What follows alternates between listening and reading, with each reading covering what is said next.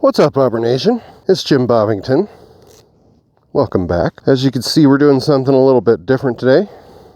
I've got my GoPro up on top of my head, like a goofy snork. I've got my old phone videotaping a first person or a third person view. And I'm going to explain why.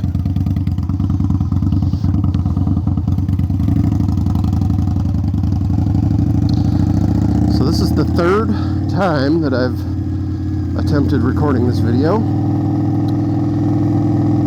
The first time, the camera angle didn't work out. Second time, my audio was all fucked. So I think I've got everything nailed down this time.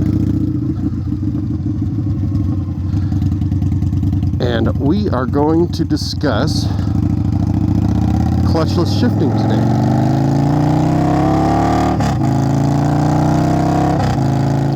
What it is, why I think everybody should practice it at least a little bit, and kind of a little overview on how to do it. So stay tuned, we'll be right back.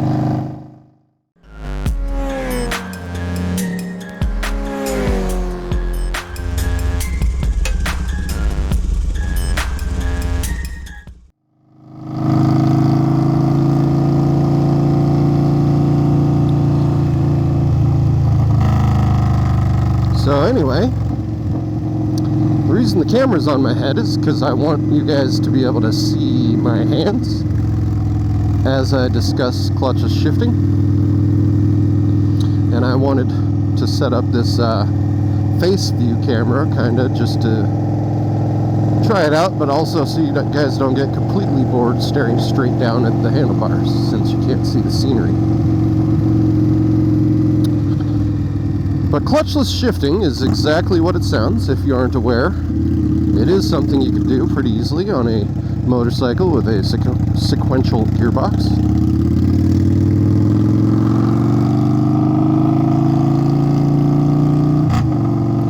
But basically, you are shifting gears through the transmission without using your clutch. Simple as that. Now, the reason I think everybody should practice this at least a little bit is because there's one common failure across all motorcycles, not really specific to Indian bobbers.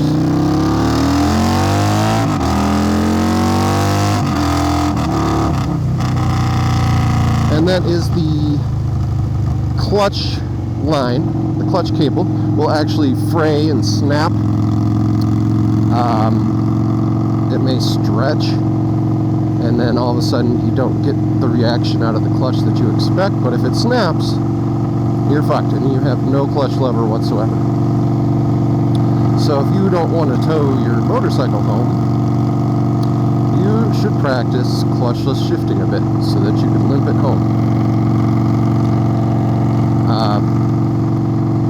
You may be aware that clutchless upshifting is pretty common, real easy, but you can also clutchless downshift. And that's the part that you need to practice at least just a little bit so you understand how it works and can do it in an emergency situation.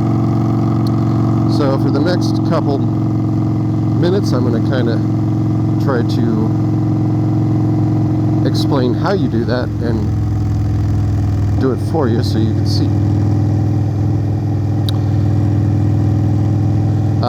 When your transmission is under load, i.e. you are accelerating or engine braking in either direction of acceleration, the gears in your transmission are kind of pressed against each other and locked together, and so you can't shift gears without the clutch.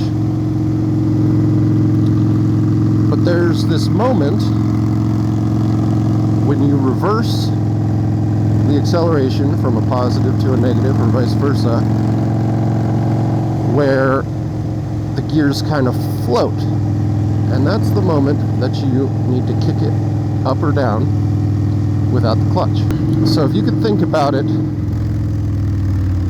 similar to a roller coaster. So when a roller coaster is coming up the hill, when a roller coaster is going up a hill, consider that acceleration.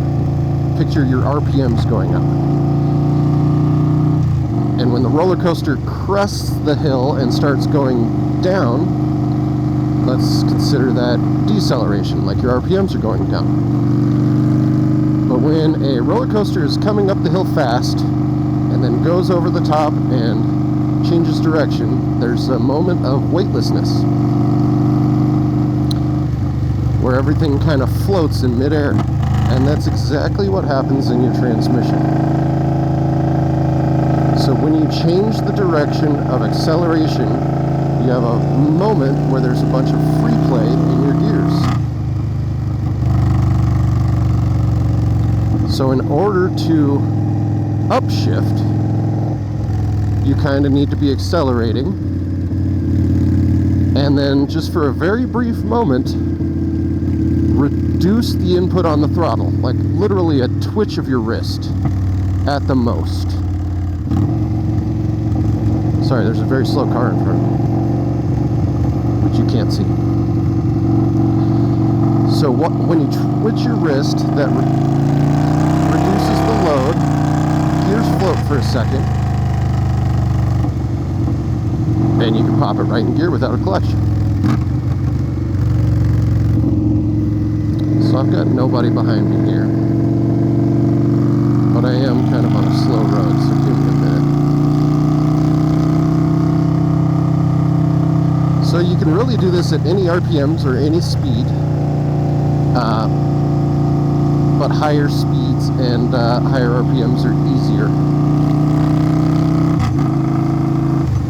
And you kind of have to match the throttle input in your next gear to your previous gear, so to make it smooth.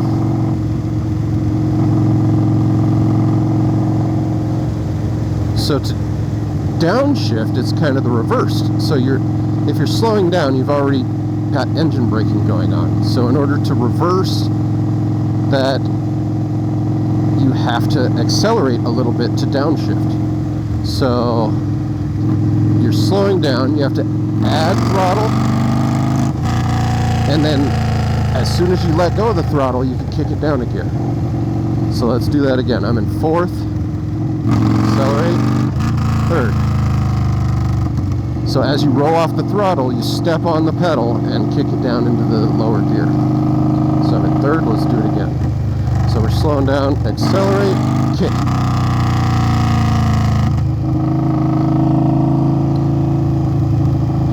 I'm not going to go into first, that's a bit trickier. You have to really focus and press hard to make sure you get through neutral and into first gear. So if you're limping home, obviously you don't want to come to a stop. If you come to a stop, you're in first gear. I could not tell you how to, obviously you could get it into into neutral probably, but I couldn't tell you how to get going from neutral into first when you're stopped. So you have to know 500 yards down the road, is that green light going to turn red before I get there? If it does, should I approach it very slowly so that it turns green before I get there? Or do I need to have an exit plan and turn right? So there's a lot of scenarios. You have to be very aware of your surroundings. I think as motorcycle riders, we are all a bit more aware of our surroundings than your average fellow. But yeah, it'll be tricky getting home, but you can do it. I've driven 20 miles home in my car with no brakes, just by taking back roads and approaching everything as cautiously as possible with an exit plan, and just hoping I don't get pulled over for California stops everywhere.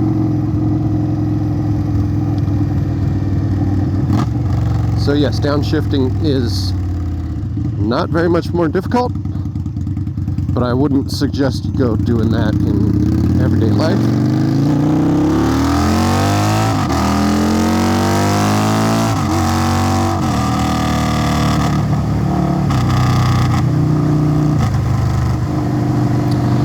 But upshifting, that is where it's at.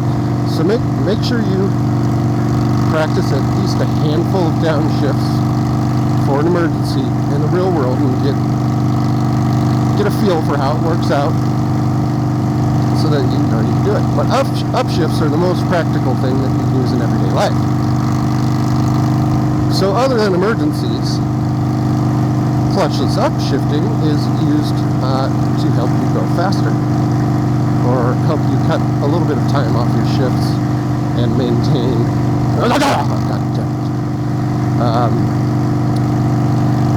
maintain more throttle, if you will, than you could if you were shifting with the lever.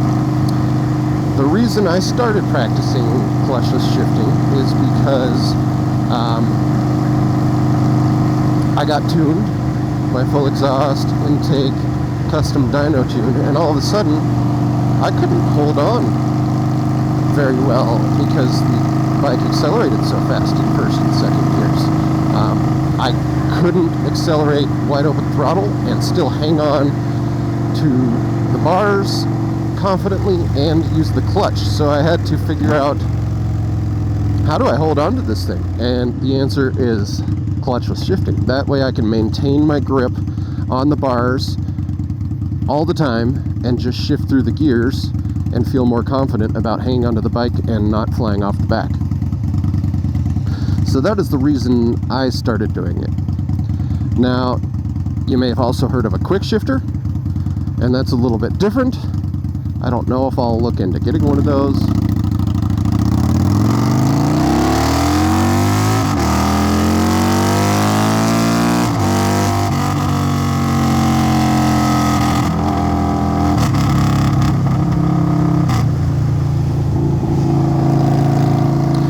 But a quickshifter is kind of doing the same thing for you at a faster rate automatically.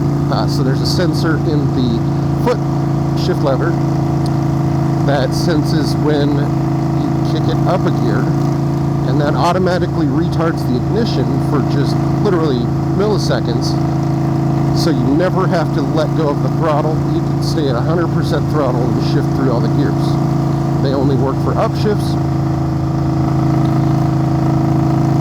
but they will get you quite a bit faster if you're on the drag strip or something like that. But I'm not sure I'm to that point. Doing it manually is more fun, I think. It's kind of like heel toe shifting in a vehicle. It gives you something new to practice, makes you feel more skilled as a rider, and things like that, in my opinion.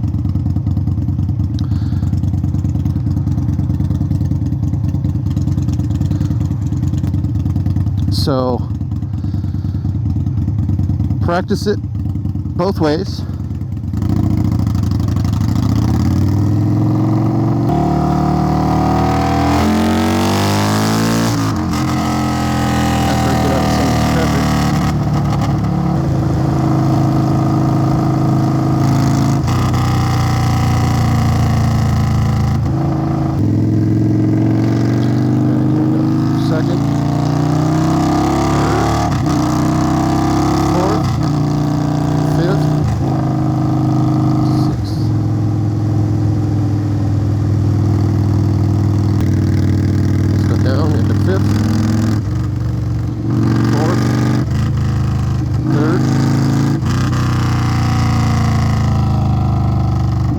Second.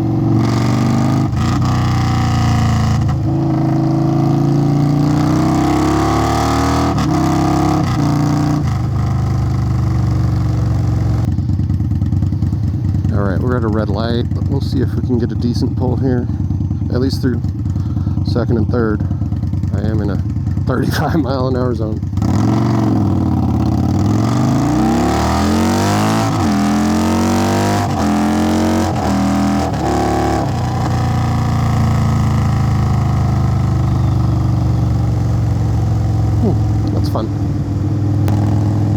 I've been practicing for a few weeks. I've had my tune for 6 to 8 weeks, maybe.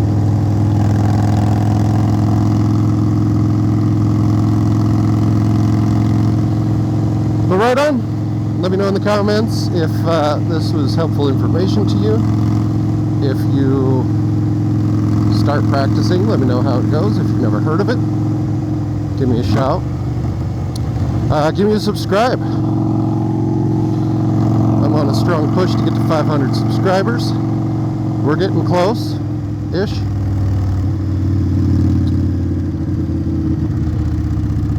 But as always, this is Jimbobbington reminding you, don't be a skid mark. We'll see you next time.